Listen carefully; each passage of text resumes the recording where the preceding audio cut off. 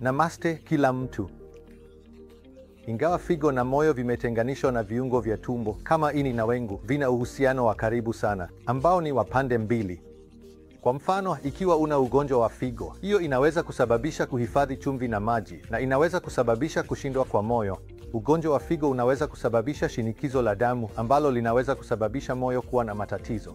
Ugonjwa wa figo pia unaweza kusababisha usawa wa kemikali ambao unaweza kuvuruga mpigo wa moyo. Na ugonjwa wa figo unaweza kuharakisha kuganda kwa damu na atherosclerosis ambayo inaweza kusababisha mshtuko wa moyo.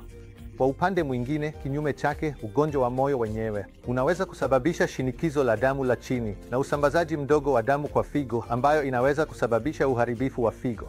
Unaweza kusaidia yote haya, unaweza kujisaidia kwa kutunza figo zako, na hiyo itakusaidia kutunza moyo wako.